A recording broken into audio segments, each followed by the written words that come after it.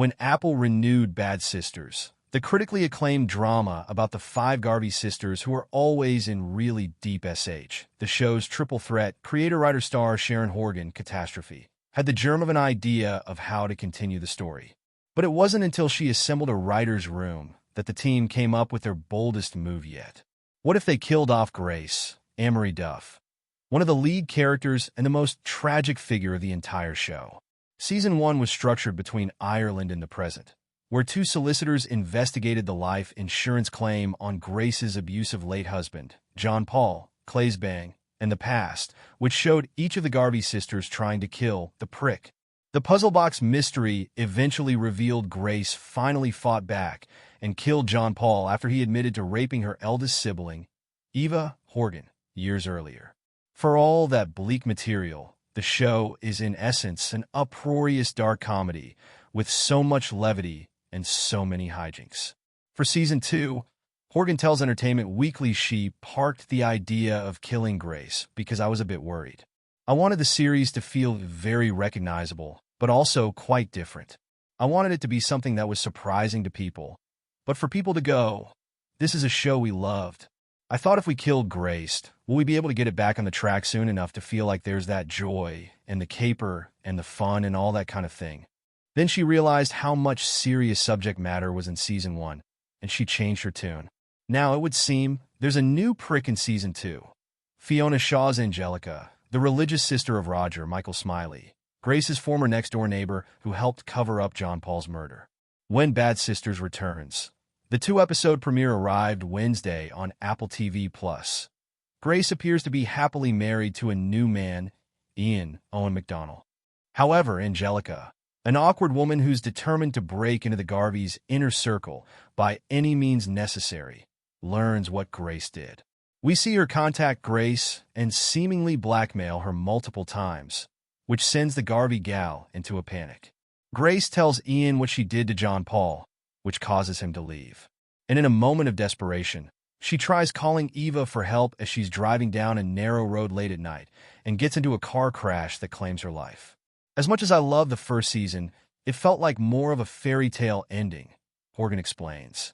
She jumps into the sea, she's a free woman, when actually the reality behind being in an abusive relationship like that for so long, killing the father of your daughter, is that someone as good and kind and vulnerable as Grace isn't going to spring back. If she does, she's going to carry so much of the ongoing trauma of what happened. The reason why she dies is because she's carrying so much shame that she can't even turn to her family for help until it's too late. It was such a heartbreaking place to be. It makes my hair stand on end thinking about it. In actual fact, it was really hard to envisage the series with five sisters. I just couldn't visualize it. I had to break them in order to build them up again. Now, the Garveys have a new mystery to solve as they band together to take care of Grace's daughter. Blanade, says Quinn, what happened to their sister? It gave them a whole new journey and reason, Horgan adds. The team intentionally refrained from showing the aftermath of Grace's crash and the sight of a body in the car. Though Horgan notes, we shot it in case we changed our minds.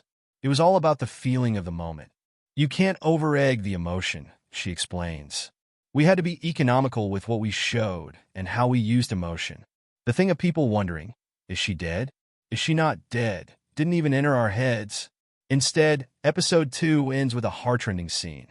Eva opens her front door to find the police and sees Blanade in the back seat of a patrol car. The moment she clocks eyes with her niece, she knows what happened, and both women physically fold into themselves from across the driveway in tears. Horgan remembers being in bits when she filmed that scene. Sometimes I tap into stuff from my own life, which always hurts. You feel weird doing it, but you do it, she says. On the night I saw the car pull up, it was too much seeing that little girl in the back. I remember that feeling from when I was young. We lived in a house at the top of a hill, never had any visitors. When a car would pull up, the panic. You'd feel like something's wrong. Phone calls at night? Something's wrong. These feelings circle back to why Horgan was so worried about killing Grace in the first place. Will it make the show too depressing for the Bad Sisters audience? Fortunately, she recalls watching an early screening of the premiere the night before speaking with EW in October. There was so much laughter out of the theater, which came as a relief. Horgan shares a more personal note as she reflects on this balance between the dark and the comedy of dark comedies. "My father passed away mid-filming of this season," she says. "It was obviously one of the worst things that ever happened to me, but I'd also experienced it in a weird, FING way on set. After, when I was with my brothers and sisters, we were laughing at the worst moments in a way to pierce the tension, give ourselves a bit of a release, and then the next minute you're just on the floor again. But that's how it is. So that's why I felt safe in the knowledge that what we put on screen was real and that people will understand when they're watching it, that life continues. Also, I couldn't give people a show that was about grief. No one wants that.